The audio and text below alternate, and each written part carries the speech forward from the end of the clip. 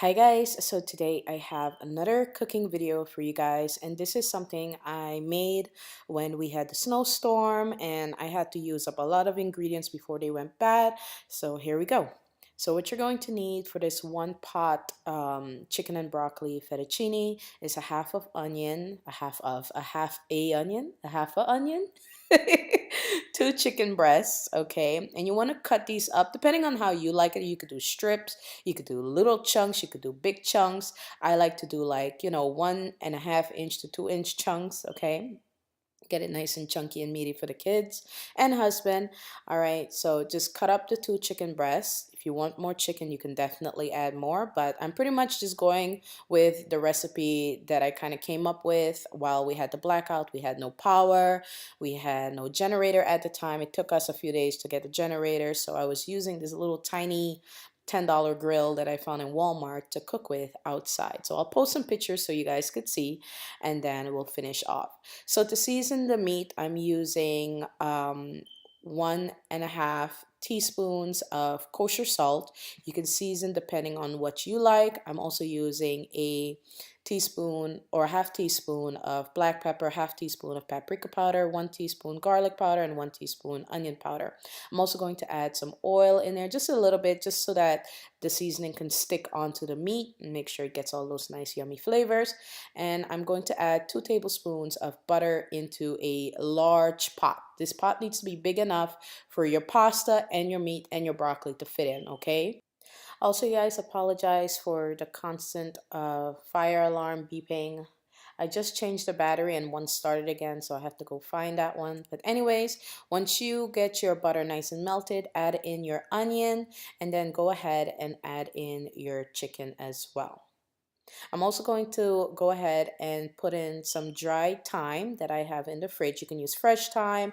The dry thyme I have was fresh and it dried over time. That's funny, dried over time. So I'm gonna add that in. Also added in some parsley and some oregano, about a half a tablespoon's worth of parsley and a half teaspoon's worth of oregano. Now add in 1 cup of creamer. I had heavy cream available, so that's what I used. I also sprinkled in just a bit more of the paprika powder. You can definitely add in more spices depending on what you personally like as far as, flavors and things like that, okay? So now after adding in 1 cup of creamer, that's heavy cream that I use, I'm gonna go ahead and add in 5 to 6 cups of water. You can use chicken stock or you can use chicken broth, whatever it is that you like. I'm using water because that's what I had available to me during the blackout and the storm and stuff. So that's what I'm using. I kind of wanted to recreate this meal for you guys. All right, you guys, now you're going to need 1 box of your pasta. You can choose any pasta you want. It could be anything. I just used fettuccine. So what I'm going to do is just break it in half. You can definitely break it smaller, which would help it cook faster. A little bit, nothing too dramatic, but it will be easier to stir in the pot if it's broken a bit smaller. I'm going to add in a bit of salt and pepper. Remember, season depending on what you like. And just a bit more garlic powder as well.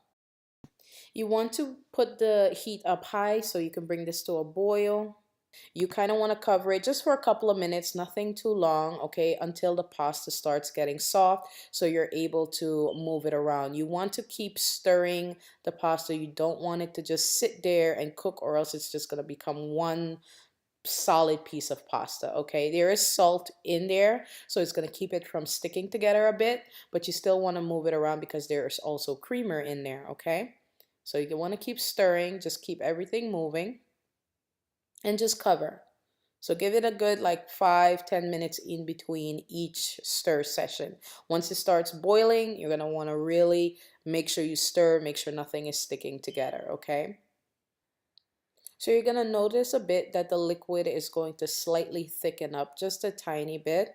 So just give it some time. You do have to still add in cheese, which I'm going to use 1 pack of shredded mozzarella cheese. I don't know if you guys could tell, but the liquid has reduced a lot. So I'm going to add in this cheese, this entire pack. I believe it's 2 cups of shredded mozzarella. You can use any cheese you like. It does not have to be mozzarella. Then I'm gonna go in with some shredded Parmesan cheese as well. And I added in about a half cup of that. And you want to go ahead and just mix it all together. Make sure you lower your heat as well.